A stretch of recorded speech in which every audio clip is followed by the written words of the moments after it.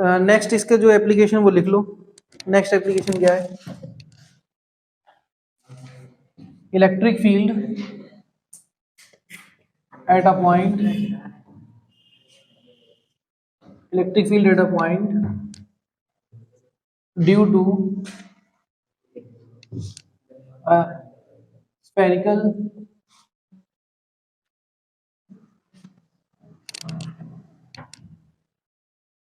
charged sphere, a shell। ठीक है,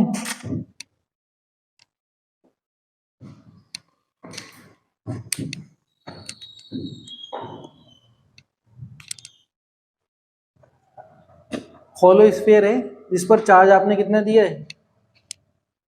spherical shell मतलब होलो स्फीयर।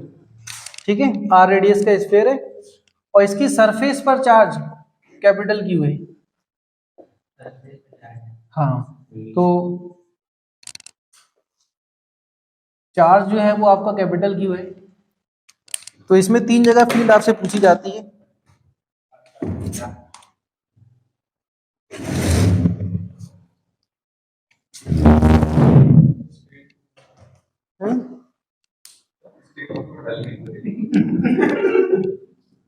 इसमें देखिए 3 पॉइंट बनते हैं एक फील्ड के, इलेक्ट्रिक फील्ड के। एक ये कि आपसे आउटसाइड द स्फीयर पूछ ले किसी पॉइंट पी पर, ठीक है। एक ये सरफेस पर पूछ ले और एक ये कि इनसाइड सरफेस पूछ ले। ये 3 पॉइंट तो बनेंगे, ठीक है। तो पहला पॉइंट यही है कि आउटसाइड द सरफेस क्या होगा? आउटसाइड द स्फीयर, ये सरफेस। अगर आउटसाइड पूछ रहा है आपसे, आउटसाइड स्फीयर, बताइए क्या करेंगे आउटसाइड के लिए? सिग्मा अपॉन एप्सिलॉन नॉट, यही आएगी? नहीं है, के Q upon are square, point charge बन जाएगा ना ये। सबसे पहले अगर आपसे पूछ रहा है कि देखो outside the sphere, that means R is very very greater than R, ठीक है, या ग्रेटर देन आर, ठीक। तो in this case first we draw spherical Gaussian surface, ठीक है। तो आपके पास ये एक चार्ज स्फीयर था, आप क्यू चार्ज, आर रेडियस। आपने क्या किया, अगर आर डिस्टेंस पर पूछ रहा है तो आपने आर रेडियस का एक स्फेरिकल गॉसियन सरफेस बनाया, स्फेरिकल गॉसियन सरफेस, ठीक है, आर रेडियस का, ठीक है। क्योंकि आर पर पूछा, अब इस सरफेस पर इलेक्ट्रिक फील्ड क्या होगी? यूनिफॉर्म होगी हर एक पॉइंट पर। और आपको पता है कि इस गॉसियन सरफेस से फ्लक्स कितना होगा?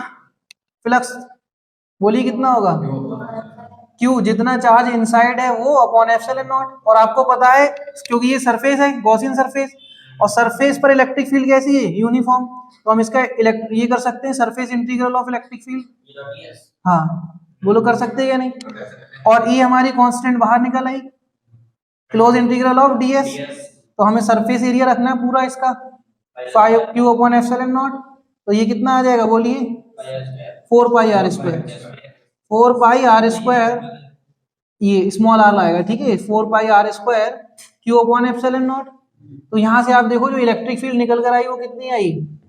1 upon 4 pi epsilon naught Q upon are square, मतलब electric field due to a point charge. That means अगर आपसे आउटसाइड द स्फीयर पूछ रहा है तो जो स्फेरिकल शेल है उस पर जो चार्ज है वो ऐसा बिहेव करेगा कि ये सारा चार्ज सेंटर पर रखा हुआ है।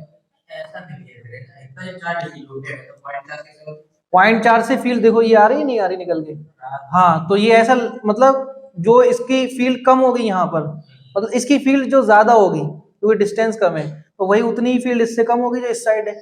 इस वजह से ये ऐसा बिहेव करता है कि पूरा चार्ज हम मान सकते हैं कि सेंटर पर रखा हुआ है और उससे हमें फील्ड निकालनी आर डिस्टेंस पर, ठीक है। तो आप यहाँ ये देख सकते हैं कि जो इलेक्ट्रिक फील्ड है इस स्फेरिकल शेल से आउटसाइड जो है वो वेरी कर रही है इनवर्सली प्रोपोर्शनल आर स्क्वायर से, ठीक है, मतलब स्फेरिकली डिक्रीज होगी, ठीक। और इसी में अगर आपसे सेकंड पॉइंट पूछ ले कि इनसाइड सरफेस पर बताइए, एट सरफेस, एट सरफेस की अगर हम बात करें तो सरफेस पर आर किसके बराबर हो गया? आर के। तो हम डायरेक्ट इसमें लग सकते हैं क्या फॉर्मूले में? बिल्कुल रख दो। देखो आप अगर सरफेस पर पूछती है जो जस्ट आउटसाइड, अगर आप एक गॉसियन सरफेस बनाएंगे तो उस पर फील्ड कैसी होगी, यूनिफॉर्म, और उसका एरिया लगभग यही होगा 4πr², जस्ट आउटसाइड की बात हो रही है, ठीक है, तो कोई चेंज तो ज्यादा होगा नहीं, तो हम यही एरिया यूज करेंगे कैपिटल आर वाला, 4π कैपिटल आर का स्क्वायर रेडियस का, और ये बराबर होगा Q/ε0, होगा कि नहीं, जस्ट आउटसाइड। देखिए अगर आपके पास ये गॉसियन सरफेस जिसकी रेडियस कैपिटल आर, इस पर चार्ज प्लस Q, ठीक है, और आपने जस्ट आउटसाइड बना दिया,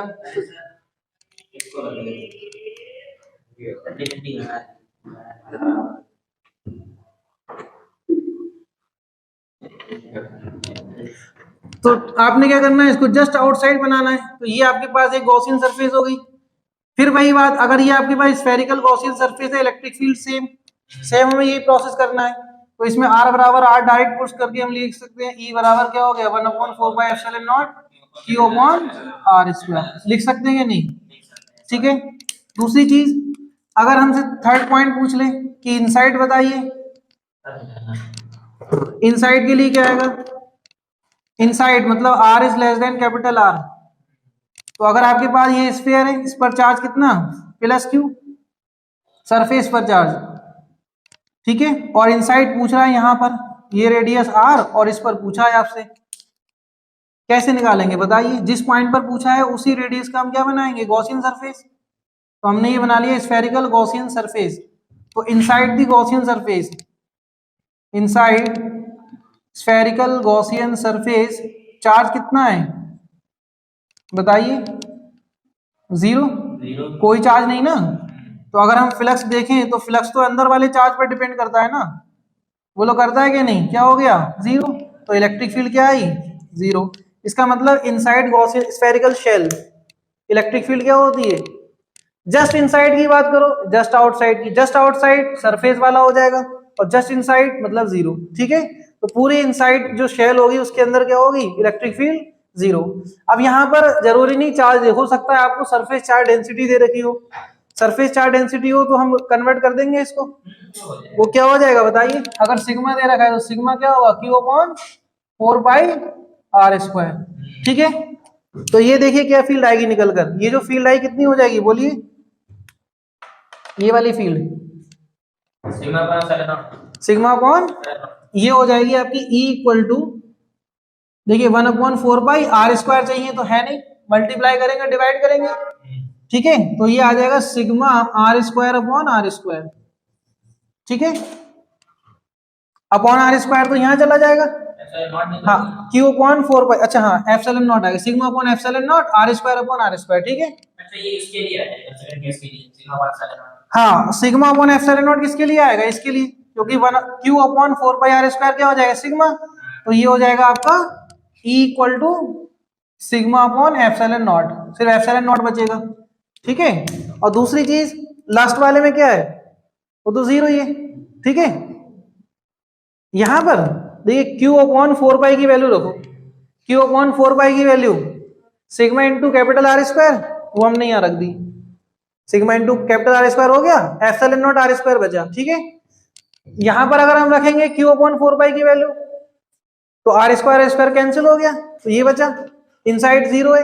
तीसरी चीज इसमें ये है कि अभी हमने ये जो किया, ये प्रोसेस किया जब ये वैक्यूम में है या एयर में है, मान लो अगर हम इसको किसी मीडियम में रख दें तब, inside medium having dielectric constant K या फिर रिलेटिव परमिटिविटी εr, ठीक है, कोई एक ऐसा मीडियम है जिसकी रिलेटिव परमिटिविटी εr है या डाइलेक्ट्रिक कांस्टेंट K है, तो उसमें फील्ड्स क्या बनेंगी, बस हमें कुछ नहीं करना है, आप इलेक्ट्रोस्टैटिक में पढ़ चुके हैं, जब डाइलेक्ट्रिक मीडियम आ जाता है तो K से डिवाइड कर दो डाइलेक्ट्रिक कांस्टेंट से, यही तो पढ़ा है, या रिलेटिव परमिटिविटी दी है तो उससे डिवाइड कर दो, ठीक है। तो आप यहाँ नोट पॉइंट करके लिख लेना कि इन एनी मीडियम, जी चार्ज शेल के अंदर भी तो हो सकता है, शेल के अंदर चार्ज नहीं होगा, नहीं अंदर नहीं, सरफेस पर चार्ज है, सरफेस पर चार्ज है, ठीक है, हाँ शेल का मतलब एक स्फेरिकल शेप हो गई, उसके ऊपर आपने चार्ज दिया, अंदर करेंगे तो वो फिर बन जाएगा, हाँ फिर वो सॉलिड सरफेस बोली जाती है, अभी करेंगे, ठीक है। तो यही केस कंडक्टर के लिए भी हो जाता है, spherical conductor, spherical shape conductor, spherical conductor उसमें भी तो चार्ज बाउंड्री भी होता है, कंडक्टर में इनसाइड 0 किसके ऐसे थोड़ी होता है कुछ भी। इन नोट करके लिख लेना, नोट करके लिख लेना, इन एनी मीडियम। अगर मान लो स्फेरिकल शेल किसी मीडियम में रख दी जाए, ठीक है, ये हमारे पास चार्ज स्फेरिकल शेल है जिस पर चार्ज कैपिटल क्यू या सरफेस चार्ज सिग्मा है। हाँ, अलीगढ़ का तो अब तो एसी में होता है शायद, है? पता नहीं इसके बारे में मुझे। हाँ, एक तो मुझे यूपी कट ऑफ ध्यान नहीं रहती क्योंकि हिमाचल यहाँ पता नहीं कितनी लास्ट ईयर 600 के आसपास गई है शायद, 615 गई है। ओबीसी तो कम गई, 607।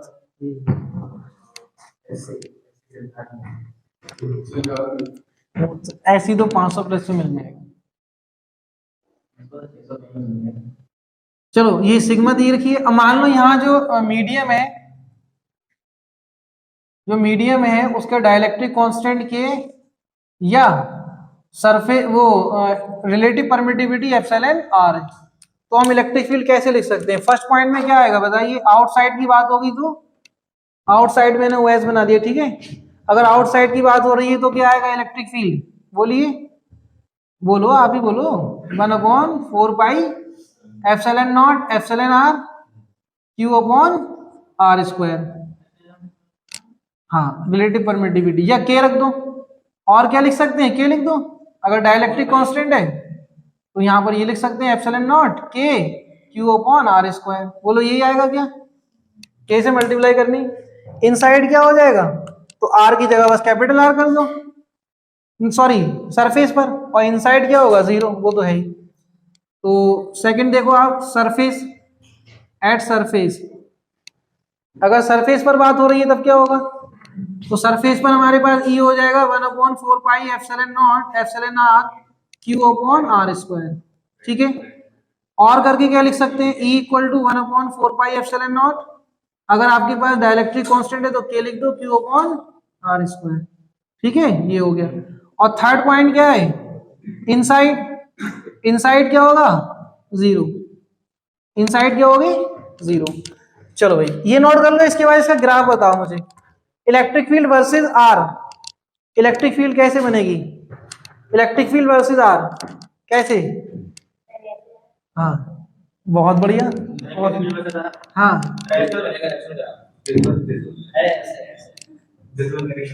अच्छा, कैसे कैसे? सिर्फ ऐसे?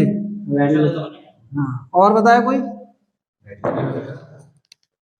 अरे नहीं बनेगा तो रैशनल फिर बाद में ये 0 हो जाएगा। अरे पहले 0 होगा, सही बता रहे हैं बच्चे, लेकिन थोड़ी बहुत गलती है। ये देखो आर और ये ई, आप एक्स लिख लेना, ठीक है। तो इनसाइड तो 0 है, लेकिन सरफेस पर क्या है? मैक्सिमम। सरफेस पर क्या है? मैक्स। जो आर बराबर होगा कैपिटल आर, तो ये मैक्सिमम होगा, ई मैक्स। और ई मैक्स कितना है? 1/4 pi epsilon naught Q upon are square, ठीक है, विदाउट एनी मीडियम, कोई मीडियम नहीं है। और इसके बाद क्या होगा? ये आर स्क्वायर के रेट से डिक्रीज होगा तो ये आ जाएगा ई प्रोपोर्शनल 1/r स्क्वायर, ठीक है। बना लो जल्दी। स्ट्रेट लाइन कैसे बता रहे हैं? स्ट्रेट लाइन नहीं, ये तो मैंने दिखाया है डॉट डॉट, कि अगर आप यहां से जाओगे तो ये 0 आएगा सिर्फ, ठीक है। इसको मत बनाना आप, है ना।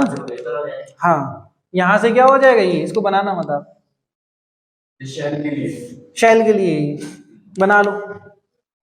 तो नेक्स्ट देखिए क्या है आपके पास? Electric field at a point due to a charge sphere, charge sphere है। हाँ, जैसे मान लो आपके पास कोई आर रेडियस का स्फीयर दिया जाए, उसमें आपको ये बोल दिया जाए कि इसमें क्यू चार्ज अंदर भरा हुआ है, ठीक है। ये सेंटर से चार्ज जो इनसाइड है वो क्यू है, तो इसके लिए हम पढ़ेंगे वॉल्यूम चार्ज डेंसिटी रो, और ये क्या होगा? क्यू अपॉन, बोलिए जल्दी से, 4 पाई आर क्यू या 4/3 पाई आर क्यू, ये ठीक है। तो ये हमारे पास वॉल्यूम चार्ज डेंसिटी हो गई। अब इसमें भी वही 3 पॉइंट, पहला पॉइंट क्या है, फर्स्ट आउटसाइड, अगर आपसे आउटसाइड पूछ रहा है तो सही रहता है। हाँ, तो वही है आपके पास ये क्यू चार्ज, ठीक है, आर रेडियस क्यू चार्ज, और इससे अगर आपसे एक्स डिस्टेंस या स्मॉल आर हमने पढ़ी है तो स्मॉल आर ही लिख लेते हैं, जो बच्चे एक्स लिख रहे हैं वो एक्स लिख लें। इस पर पूछिए आपसे तो क्या करेंगे हम, सबसे पहले यहाँ क्या बनाएंगे, आर रेडियस का गॉसियन सरफेस, ठीक है, ये है Gaussian spherical surface R radius का, और इस पे फिर वही फील्ड तो यूनिफॉर्म हो गई, तो फिर हम अगर इसको ड्राइव करेंगे तो कितनी आएगी निकल कर, ई इक्वल टू, बोल दो, हाँ फ्लक्स लिख लेते हैं पहले, फ्लक्स हो जाएगा close integral surface E dot D S, ये कितना आएगा आपका क्यू अपॉन एप्सिलॉन नॉट, तो इलेक्ट्रिक फील्ड आएगी Q upon 4 pi epsilon naught R square, ये एक्स स्क्वायर, ठीक है, क्लियर इतना, ठीक है ना। अब मान लो एट सरफेस पूछे तब कैपिटल आर स्क्वायर, अगर एट सरफेस पूछ रहा है तो आर को आर कन्वर्ट कर दो, ठीक है। सेकंड पॉइंट आपका at surface, at surface R बराबर आर हो जाएगा, तो अगर आपके पास ये स्फीयर है, ये आर रेडियस, इसमें चार्ज क्यू, तो आप जस्ट आउटसाइड बना लीजिए गॉसियन सरफेस, तो जस्ट आउटसाइड बनाएंगे तो आपके पास ये बनेगी गॉसियन सरफेस, है ना, जस्ट आउटसाइड, तो इसके लिए भी हमारी जो इलेक्ट्रिक फील्ड है वो क्या आएगी 1/4 pi epsilon naught Q upon are square, ठीक है, और ये हमारी क्या है मैक्सिमम, ये हमारी क्या है सरफेस पर मैक्सिमम। अब मेन आता है कि इनसाइड, अगर आपसे इनसाइड पूछ लेता, थर्ड इनसाइड,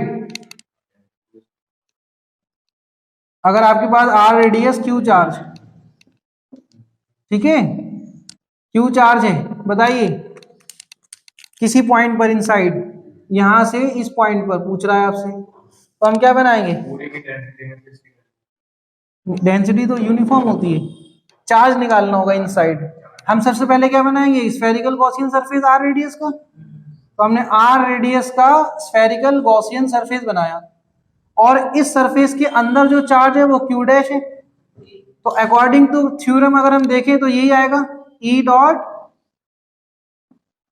डी एस, यही आएगा ना ई डॉट डी एस, और ये बराबर होगा Q dash upon epsilon not, outside की चार्ज से मतलब नहीं, गॉस थ्योरम के अकॉर्डिंग यही तो है। तो अब हमें इनसाइड चार्ज निकालना है, तो आपको पता है कि जो चार्ज डेंसिटी है वो कैसी है इसकी, यूनिफॉर्म, चार्ज डेंसिटी क्या है यूनिफॉर्म, अगर चार्ज डेंसिटी यूनिफॉर्म है क्योंकि वेरिएशन दिया नहीं है ना, हाँ, तो क्या हो जाएगा rho into volume, rho into V dash, यही तो हुआ। अब क्यू डैश अगर हम निकालेंगे तो रो क्या होगा, total charge upon total volume 4/3 pi R cube, into volume कितना होगा 4/3 पाई स्मॉल आर क्यूब, तो यहाँ इससे ये कैंसिल, तो क्यू डैश की वैल्यू कितनी आ रही है Q upon capital R cube into small R cube, ये आई ना, तो ये वैल्यू उठा के यहाँ रख दो आप। अच्छा ई यूनिफॉर्म है तो बाहर आ जाएगा, ई क्या है हमारा यूनिफॉर्म, बाहर आ गया, सरफेस इंटीग्रल ऑफ डीएस, इसका एरिया कितना होगा 4 पाई स्मॉल आर स्क्वायर, ये होगा ना area, area of this surface, ठीक है, और क्यू डैश कितना है ये क्यू अपॉन एप्सिलॉन नॉट था आर क्यूब है, इनटू में क्या आ जाएगा स्मॉल आर क्यूब, बोले ये होगा, ठीक है। यहां से देखिए क्या कैंसिल हुआ, इस क्यूब से ये आर स्क्वायर कैंसिल, तो ई की वैल्यू निकल कर आई 1/4 pi epsilon naught into Q upon R cube into R, इसका मतलब ये है कि ये डायरेक्टली प्रोपोर्शनल है किसके आर के, क्योंकि ये आर हमारा कांस्टेंट, ये कांस्टेंट, ये कांस्टेंट, ठीक है। तो अब जो ग्राफ बनाएंगे, अच्छा इसमें भी अगर किसी मीडियम में रख देंगे तो हमारे पास फिर सब में क्या आ जाएगा के, ठीक है। चलो फिलहाल हमें ग्राफ बनाना है, अभी यहाँ पर क्या बनाना है ग्राफ, बनाइए क्या होगा ग्राफ, और ये इनसाइड वाला है इसको रो के टर्म्स में जरूर लिख लो, तीनों को लिखो रो की टर्म्स में, मैं लिखूं, चलो इन टर्म्स ऑफ रो बताना क्या आएगा भाई, इधर देखो कि क्या वैल्यू बन रही है 3q/4 पाई आर क्यूब, यही तो है, हमें किसकी वैल्यू रखना है q/4 पाई की वैल्यू, क्यू अपॉन 4 का एक वैल्यू रखेंगे रो आर क्यू अपॉन 3, ठीक है। हाँ तो ये आ जाएगा आपका रो 3 रो हो जाएगा, क्यू की वैल्यू रखेंगे ना 3 नीचे आएगा, तो rho r cube upon 3 epsilon naught into r square, क्यों भाई ये आएगा, देख लो, ठीक है। अच्छा यहाँ बताना क्या होगा, Q upon 4 by R cube, Q upon 4 by R cube हो गया, तो रो अपॉन 3, तो ये आ जाएगा E equal to rho upon 3 epsilon naught into R, ये हो गया इनसाइड वाला, और सरफेस पर ये हो जाएगा आपका Q upon 4 by R square, तो ये हो जाएगा आपका rho R upon 3 epsilon not,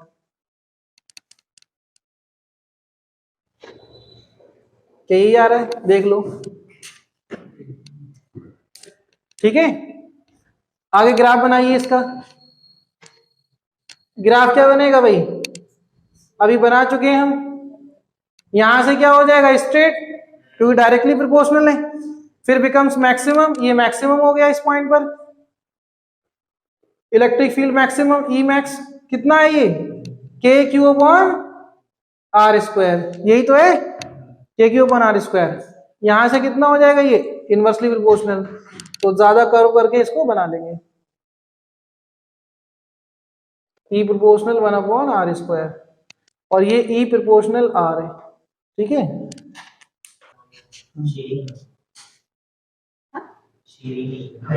हाँ अच्छा हमारे हो गए दो, एक कूलॉम फोर्स इलेक्ट्रिक फील्ड,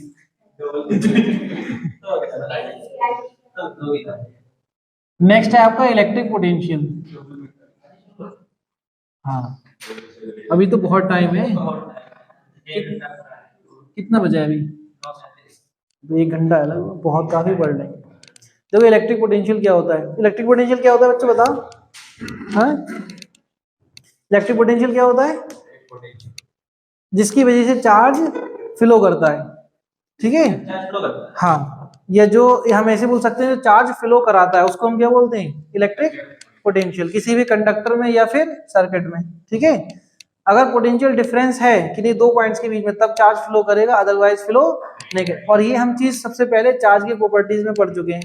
मैंने आपको बताया था कि चार्ज जब हम एक बॉडी को दूसरी बॉडी के कांटेक्ट में लाते हैं, चाहे टच करें या फिर किसी वायर के हेल्प से कांटेक्ट में लाएं, तो उसमें चार्ज ट्रांसफर होता है, वो चार्ज कब तक ट्रांसफर होता है, दोनों का पोटेंशियल बराबर ना हो जाए, अगर पोटेंशियल डिफरेंस है तब चार्ज ट्रांसफर होगा।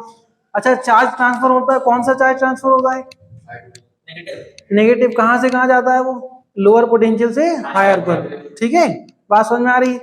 या हम इसका उल्टा ये बोल सकते हैं कि अगर पॉजिटिव ट्रांसफर हुआ तो कहां से होगा, हायर पोटेंशियल से लोअर पोटेंशियल, ठीक है। चलो तो पोटेंशियल का काम क्या है, मेन चार्ज को मूव कराना, ठीक है।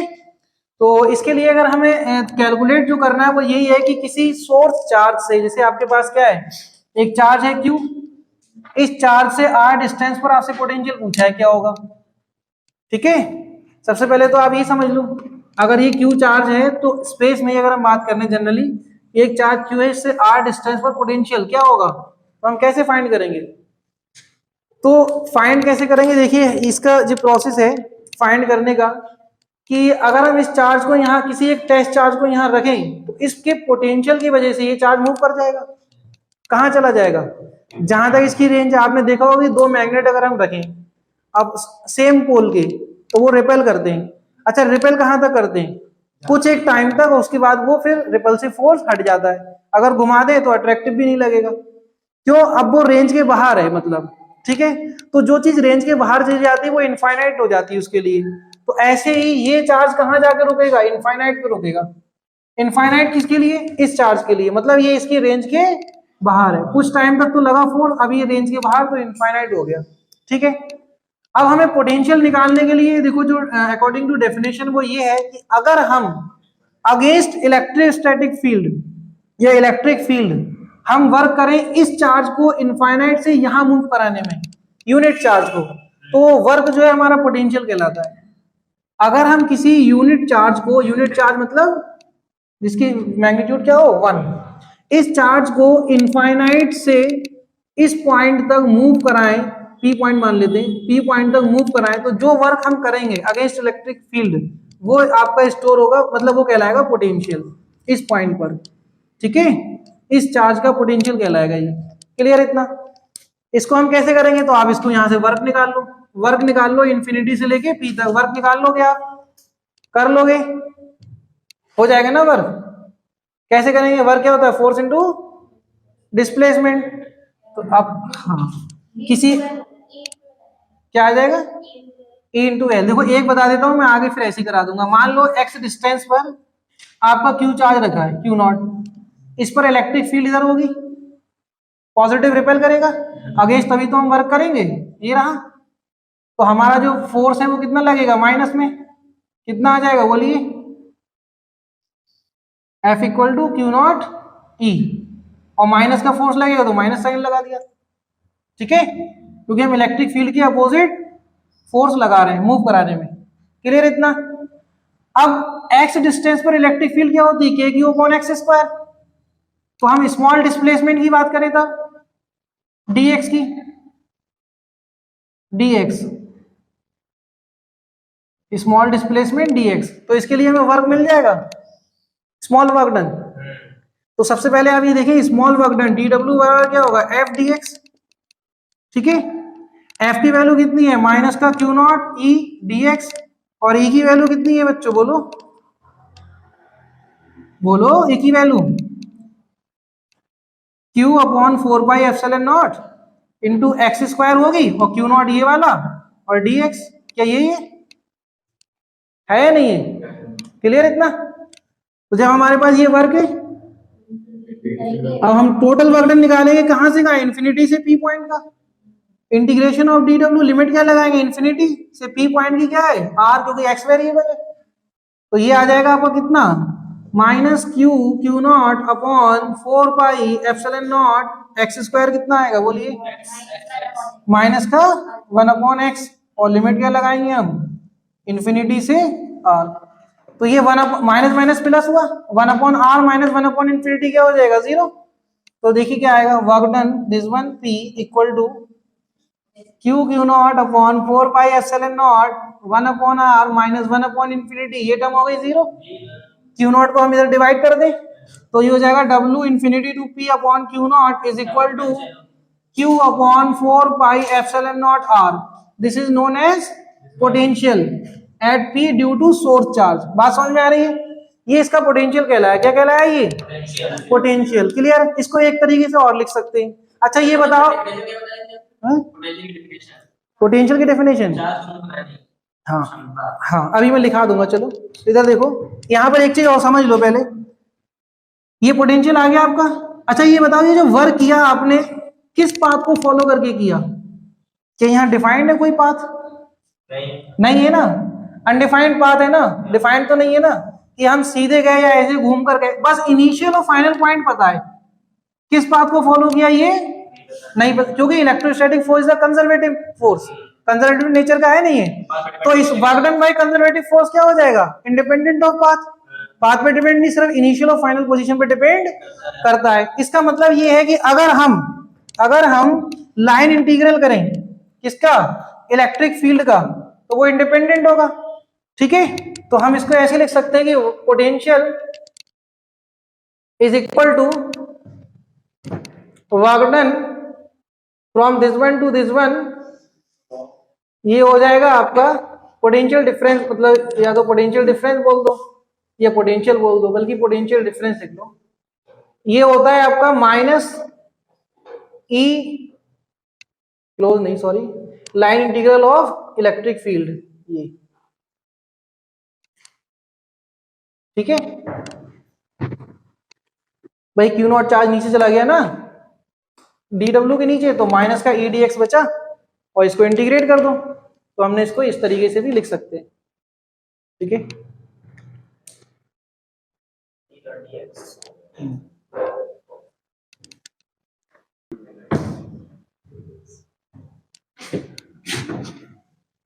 देखो तो हमारा जो पोटेंशियल है वो निकल कर आया V equal to W upon Q equal to K Q upon R. है? भाई पोटेंशियल हमारा ये निकल कर आया, किसी पॉइंट पर पोटेंशियल किसी चार्ज Q से क्या होता है, V इक्वल टू W/Q, ये भी हम बोल सकते हैं। Work done upon test charge equal to क्या बोल सकते हैं, KQ, ये Q0 है, ये हमारा Q सोर्स चार्ज है, जिसके द्वारा हम पोटेंशियल फाइंड कर रहे हैं R डिस्टेंस पर। बोलो क्लियर इतना? ठीक, अब इसकी ऐसा यूनिट बताओ क्या होगी, ऐसा यूनिट, हाँ, जूल कूलॉम इनवर्स, और क्या होती है, वोल्ट। ठीक है, स्केलर है या वेक्टर, स्केलर है वेक्टर, वेक्टर क्यों होगा भाई, ये हाँ जूल, ये वर्क डन स्केलर, ये भी स्केलर, तो क्या आएगा स्केलर, तो इसका मतलब ये स्केलर। अच्छा, जब ये स्केलर है तो ये बताओ due to group of charges क्या होगा पोटेंशियल, इंडिविजुअल सम ऑफ, हाँ डायरेक्ट हम क्या कर देंगे, ऐड कर देंगे। ठीक, दूसरी बात ये कि ये डिपेंड करता है, जो पोटेंशियल हम लिखते हैं वो इस चार्ज के साइन के साथ लिखेंगे, चार्ज है विद साइन, ठीक है, हाँ विद साइन का मतलब है अगर पॉजिटिव है तो पॉजिटिव, नेगेटिव है तो नेगेटिव, ठीक है। ये क्लियर इतना, नेगेटिव चार्ज से नेगेटिव पोटेंशियल होगा और पॉजिटिव से पॉजिटिव होगा। चलो भाई ठीक, अच्छा बताओ, ये हमारा पोटेंशियल हो गया, चलो पोटेंशियल डिफरेंस बता दो, पोटेंशियल डिफरेंस वही है हमारा जो अभी था हमने पढ़ा डेफिनेशन में, बस इन्फिनिटी की जगह क्या हो जाएगा, 2 पॉइंट हो जाएंगे। पहला वाला हमारा अगर, हाँ अगर हम A से B पर मूव करा रहे हैं, ये वाली डिस्टेंस RA/B मान लो और ये वाली RA, तो बताइए कितना वर्क डन करना पड़ेगा, तो potential difference between A and B, इसको हम क्या लिखेंगे, VB माइनस VA, ये हो जाएगा WA to B upon Q0, और ये किसके बराबर होगा, 1/4πε0 कॉमन है, अंदर क्या आएगा 1/RB माइनस 1/RA, क्या यही आएगा,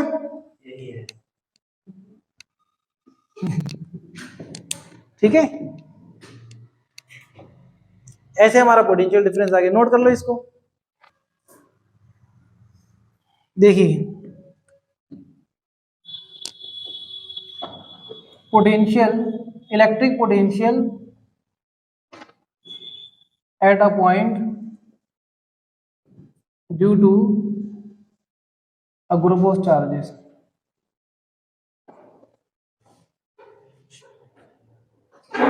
जैसे मान लो यहाँ पर बहुत सारे चार्ज है Q1, Q2, Q3 and up to Qn, बहुत सारे चार्जेस हैं, ठीक है। और इससे आपको इस पॉइंट पर मान लो पोटेंशियल पूछा है, at this point total potential क्या होगा, ये पूछ रहा है आपसे, ठीक है, हाँ इन सारे चार्जेस से, तो इस चार्ज से पोटेंशियल कितना होगा, V1 होगा, इससे V2, इससे V3 और इससे Vn, मतलब जो भी चार्जेस हैं उनसे होगा, नहीं होगा पोटेंशियल, तो हम ये वेक्टर सम तो है नहीं, तो वेक्टर तो करना नहीं, तो नेट पोटेंशियल क्या हो जाएगा, नेट पोटेंशियल, हाँ P पॉइंट पर एट P, तो ये हो जाएगा V equal to V1 plus V2 plus up to Vn, तो ये हमारे पास, अच्छा सब में कॉमन क्या आएगा बच्चों, 1/4πε0 कॉमन है, और चार्ज क्या है, नहीं चार्ज तो अलग अलग है सारे, डिस्टेंस तो क्या लिखेंगे हम, वही Q1/R1 plus Q2/R2 and so on up to n तक, जो भी टर्म है हमारी, ये हमारा नेट पोटेंशियल आ गया, ठीक है। अब इस पर बेस्ड क्वेश्चन देखो, ये करके दिखाओ, इसको रफ कर दें, कहाँ पर, इसमें, हाँ ये Q रह गया, Q अपॉन, वेरी गुड,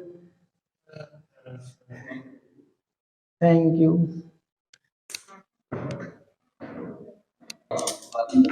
हो गया ना, देखो क्वेश्चन,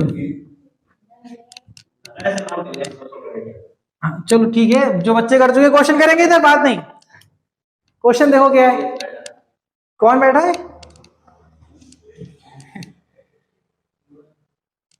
जैसे मान लो आपके पास एक ये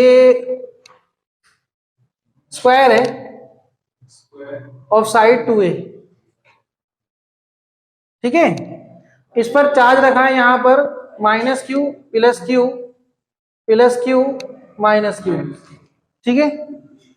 कह रहा है कि इस पॉइंट पर P पॉइंट पर जो इससे A डिस्टेंस पर है नेट पोटेंशियल फाइंड कीजिए। Find net electric potential at P due to system due to group of charges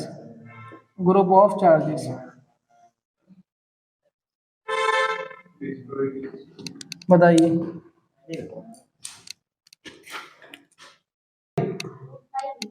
to side है ना 2A।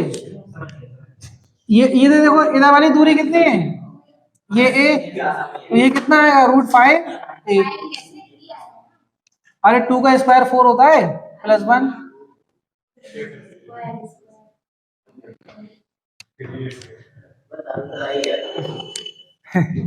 अब बताओ पोटेंशियल एट P कितना होगा 2 टाइम्स पॉजिटिव चार्ज से होगा 2kq अपॉन दूरी कितनी है √5 माइनस का 2kq अपॉन A, यही होगा ना। अरे बोलो तो kq upon 2kq upon A common, बल्कि √5 भी कॉमन ले लो तो कितना आएगा 1 माइनस √5। ये आंसर है।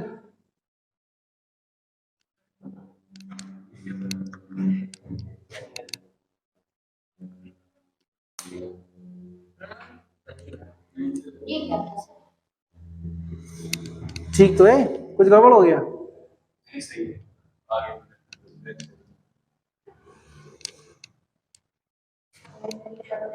सही है।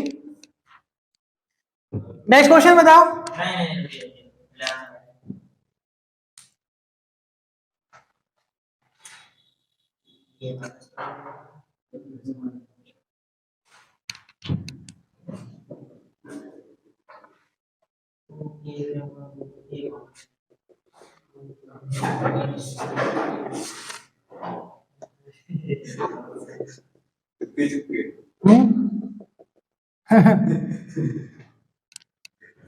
चलो भाई देख लो इधर, इधर प्लस चार्ज है Q, यहाँ माइनस चार्ज है Q, यहाँ प्लस चार्ज है Q,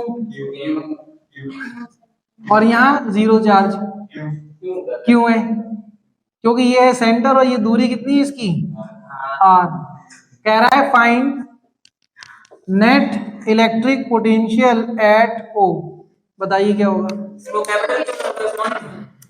हाँ मतलब ये भी क्यों लिख लो, चलो सब सेम लिख लो आइडेंटिकल। अब बताओ क्या होगा।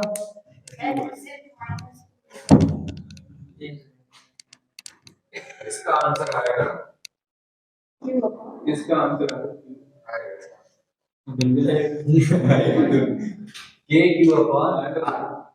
क्या आएगा भाई, पक्की बात है? नहीं प्लस का के माइनस का प्लस का आपस में क्या प्लस का के क्या आएगा? प्लस का के अब जी इसलिए दिया मैंने, पता है सबसे पहले बच्चों के दिमाग में आई होगी ये same charge same R plus plus है कैंसिल, बचा गया माइनस, जितने माइनस वाले बोल रहे थे यही था। देखो, और जबकि मैंने पहले ही बता दी स्केलर है वेक्टर नहीं है, ये सब ऐड होगा। तो अगर इसको 1 सरफेस माने, ये 2 माने, ये 3 माने, तो VO कितना होगा V1 plus V2 plus V3, बोलो होगा ये नहीं? सही है। अच्छा V1 कितना है बोलो, KQ अपॉन R। V2 कितना है माइनस का KQ अपॉन R। K की वैल्यू बच्चों भाई 1/4πε0, ठीक है। प्लस ये कितना होगा KQ अपॉन R, ये इससे कितना बचा KQ अपॉन R VO। ये आपका आंसर, कर लोगे अब, हो जाएंगे। अच्छा एक और करके दिखाओ।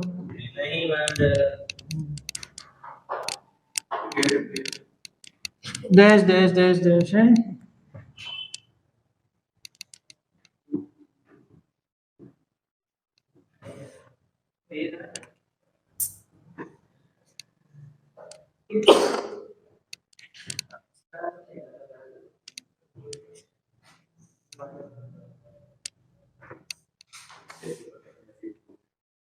देखिए नेक्स्ट क्वेश्चन क्या है।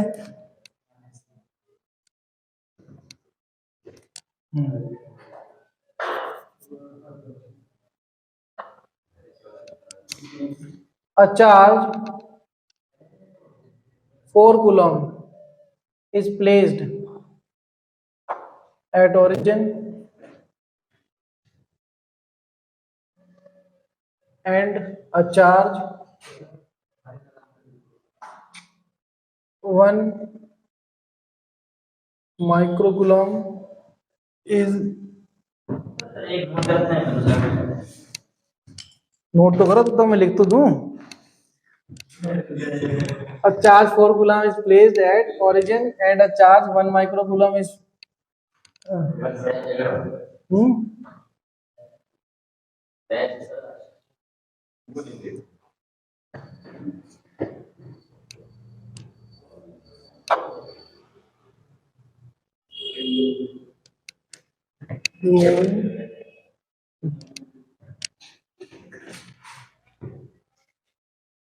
हाँ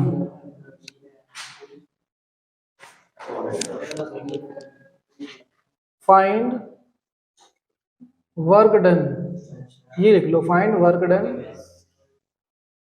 इन मूविंग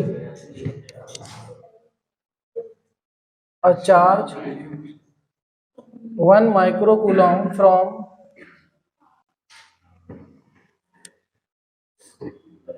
0,4 to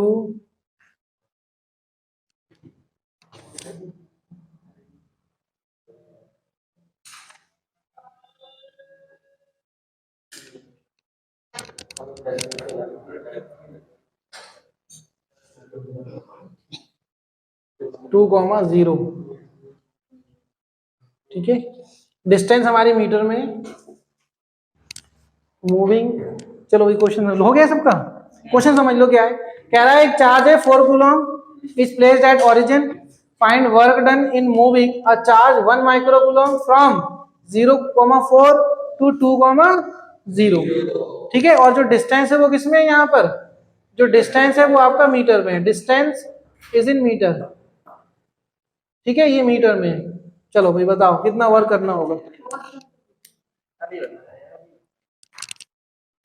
ये ओरिजिन हो गया। देखो देखो मैच कर लेना, देखो ध्यान से देखो आप, क्योंकि आप लोग क्या कर रहे हैं मुझे नहीं पता। यार देखो ये ओरिजिन है, ओरिजिन पे चार्ज कितना है 4 कूलम, चार्ज कहां से कहां मूव कराना है, ए पॉइंट से कितना है 0,4, कहां पर, यहाँ पर 2,0। अच्छा मैंने आपको कोऑर्डिनेट दे दिए, कई बार डायग्राम पता है कैसे आता है, डायग्राम आ जाएगा आपको इस तरीके से कि आपने ऐसे वर्क करा। अब बताओ, ठीक है, तो आपको पता होना चाहिए कि इंडिपेंडेंट ऑफ पाथ है, चाहे ऐसे जाओ, डायरेक्ट जाओ, इधर से जाओ, उधर से जाओ, कोई फर्क। हमें क्या करना है, हमें ये बताया कि सर जो वर्क डन है ना ए से बी, वो किसके बराबर होगा, पोटेंशियल डिफरेंस ए बी और इंटू क्यू नॉट, यही तो होगा, होगा या नहीं होगा। क्यू नॉट कितना है 1 माइक्रोकूलम 10⁻⁻⁶, डेल्टा बी कितना होगा, के क्यू कॉमन, भाई डेल्टा वी जो है वो आपका ये हो जाएगा, देखिए क्यू नॉट ये हो जाएगा वी बी माइनस का वी ए, यही तो होगा। बताइए भाई इसमें कॉमन क्या है, के Q common 1/RB minus 1/RA। आगे देखिए 1 × 10⁻⁻⁶, के की वैल्यू 9 × 10⁻⁹, क्यू कितना है 4, 1/RB 2 माइनस 1/RA 4। चलो भाई सॉल्व करो, ये कितना हो जाएगा 9 4 जा, बल्कि कट मत करो, 9 × 4 आएगा तो 10 कितना 3, एलसीएम लेंगे 4 2 माइनस 1, 4 से 4 कैंसिल, बोलो कितना आया 9 × 10⁻³ वोल्ट। ये आंसर, सॉरी जूल, वर्कडन पूछा है ना, ये आंसर है।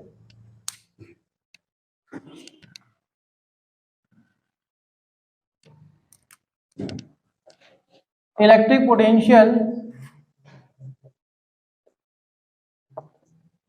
ड्यू टू अ डाइपोल,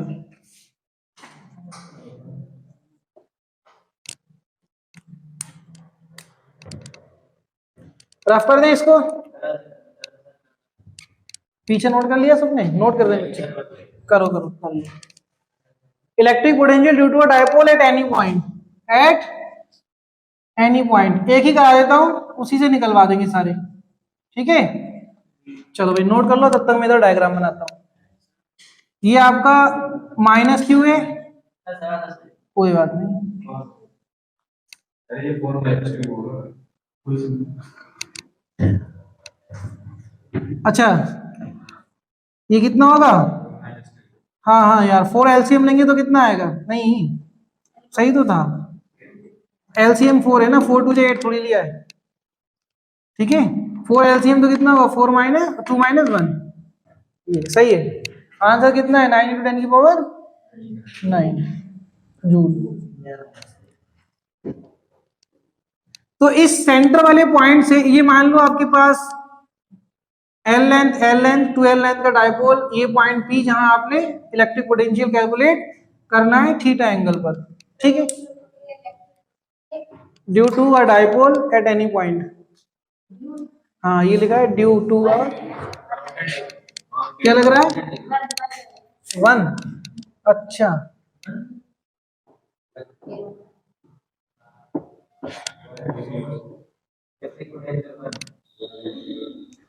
अब देखो 2 चार्ज से पोटेंशियल है, हमें पता है जो पोटेंशियल है वो स्केलर क्वांटिटी, हमें सिर्फ डिस्टेंस चाहिए चार्ज से, है ना।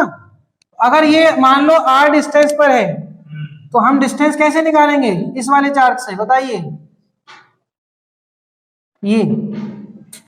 ये पॉइंट ए मान लो, ये बी मान लो, तो अगर ये आर भी चाहिए तो इस पर परपेंडिकुलर डालकर निकाल लेंगे, ये दोनों बराबर होंगे। हमें इस चार्ज से ये वाली डिस्टेंस चाहिए पी पॉइंट पर, तो कैसे निकालेंगे? हमारे पास ये आर गिवन है, ये एल गिवन है, तो अगर हम इस पॉइंट से नॉर्मल डाल दें यहां पर एन, तो क्या पी बी बराबर पी एन हो जाएगा? भाई पी बी बराबर पी एन हो जाएगा क्या नहीं, क्योंकि नॉर्मल है, ठीक है। और सर ये ऐसे ही आप इसकी बराबर ये लाइन ली है हमने, इधर को बढ़ा इसको आगे बढ़ा ऐसे फिर कैलकुलेट कैसे करेंगे, क्योंकि हमारे पास ये आर है ना, इस वजह से ये लिया है। ये जो आर डिस्टेंस हमें दी ना, इसकी हेल्प से हम ये निकाल सकते हैं, देखिए। हाँ तो थीटा दिया तभी तो निकालेंगे। नहीं वो डिस्टेंस पूरी पूरी बना हाँ साइड थीटा मिल जाए, अगर हम इसको ऐसे कर लें, चलो फिर स्ट्रेट बिल्कुल स्ट्रेट ये वाली लाइन, चलो ये बढ़ा ली फिर, परपेंडिकुलर हाँ और आर और एल दे रहा है। हाँ, सोसाइटी का तो ये और ये कहाँ से लाओगे? क्या हमें ये डिस्टेंस चाहिए, तो ये और ये कहाँ से लाओगे? सही है, चलो। तो अगर हम यहां से इसी के इक्वल लेंथ ये वाली ले तो नॉर्मल बना लेंगे, ऐसे एक नॉर्मल पे इक्वल मिल जाती है, ठीक है। नॉर्मल बनाएंगे तो क्या मिल जाएगी? इक्वल, तो ये हमारा नॉर्मल है। अब पी वी बराबर पी एन हो गया, और जो पी एन है वो है पी ओ माइनस का ओ एन, माइनस का ओ एन, मतलब पी वी बराबर आ जाएगा आर माइनस का, ये एल है तो ये किस बेस कितना होगा? L cos theta. ये एल है हाइपोटेनियस, ये 90 डिग्री तो हाइपोटेनियस हुआ, ये बेस हुआ एंगल के साथ है, और ये परपेंडिकुलर हुआ एंगल के सामने, तो ये एल कॉस थीटा बनेगा। चलो ठीक, ये हमारे पास पहले डिस्टेंस आ गई पोटेंशियल के लिए। इस चार्ज से पोटेंशियल हम फाइंड कर सकते हैं। दूसरा इस चार्ज से फाइंड करना है, इस चार्ज से फाइंड करने के लिए हमें ये वाली डिस्टेंस चाहिए पी ए, तो इसके बराबर अगर हमें बनाना है तो ऐसे नॉर्मल बनाएंगे, बोलो बनाएंगे कि नहीं? तो ये हमारे पास नॉर्मल आ गया n2, ये n डैश, ये n है, ये n डैश बना लो, ठीक है। अब आप ये देखो, अगर ये थीटा है तो ये भी थीटा, और अगर ये l है तो ये l cos थीटा, और आपको ये दिख रहा है कि पी ए बराबर है पी एन डैश के, और जो पी एन डैश है वो P O plus O N dash के बराबर है, बोलो है कि नहीं? पी ए बराबर है पी एन डैश, और पी एन डैश बराबर है P O plus O N dash की, और ये R plus L cos theta हो जाएगा, तो पी ए इक्वल हो गया R plus L cos theta, ठीक है। तो यहां से अगर हमें नेट पोटेंशियल लिखना है पी पर, तो पी कितना हो जाएगा बताइए?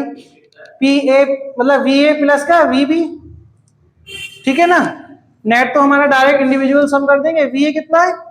वी ए हो जाएगा, के और क्यू दोनों का मैग्नीट्यूड सेम है, फिलहाल ए के द्वारा माइनस क्यू चार्ज है तो माइनस का आ जाएगा, अपॉन दूरी कितनी है ए से, R plus L cos theta,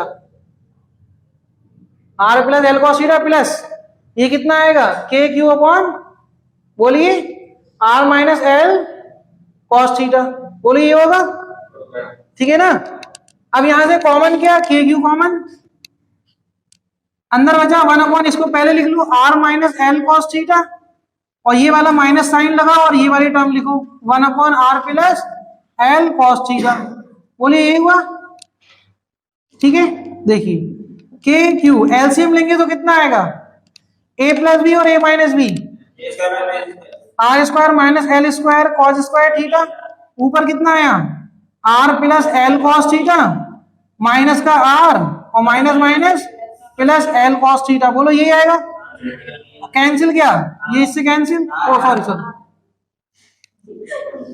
are से आर कितना है के into q into 2l into cos theta upon are square plus minus cos square theta, ये क्या हो गया आपका पी, डायपोल मोमेंट,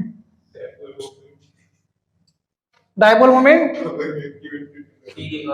ठीक है। तो ये हो जाएगा K P cos theta, R square minus L square cos square theta, this is potential at P any point, ठीक है। अब देखियो एट एक्सियल लाइन क्या होगा, पहला पॉइंट एट एक्सियल लाइन,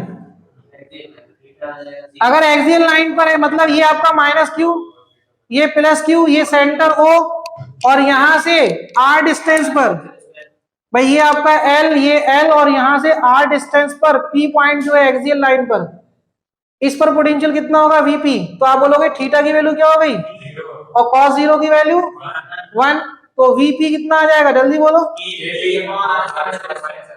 हाँ तो ये हो जाएगा K P upon are square minus L square, यही होगा, सही है। हाँ इक्वेटोरियल में क्या हो जाएगा, कोई बात नहीं जीरो कर लो, हाँ सेकंड पॉइंट क्या आएगा एट इक्वेटोरियल लाइन,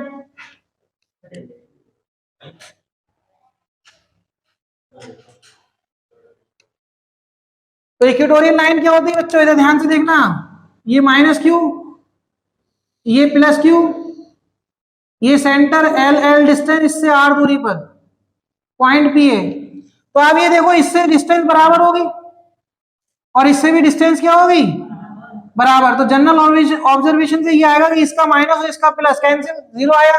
फिलहाल अगर हम इस फॉर्मूले में रखें तो थीटा की वैल्यू क्या हो गई, cos 90 की वैल्यू जीरो, बताइए वीपी कितना जीरो, क्योंकि cos 90 आ रहा है, ये बोलो आ रहा है कि नहीं, तो इसका मतलब ये है कि at equatorial line, equatorial line पर कोई भी पॉइंट हो पोटेंशियल क्या होगा, क्लियर, इतना नोट कर लो।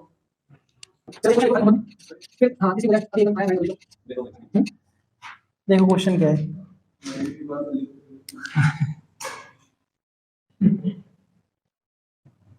माइंड की बातें नहीं लिखते, ये 4q ये माइनस का q है, ठीक है, ये 4q और ये कह रहा है फाइंड पॉइंट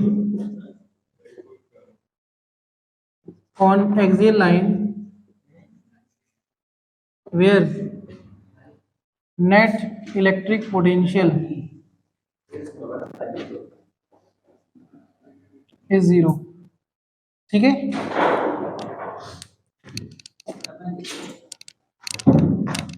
ये होमवर्क पे करना है, थैंक यू क्लास।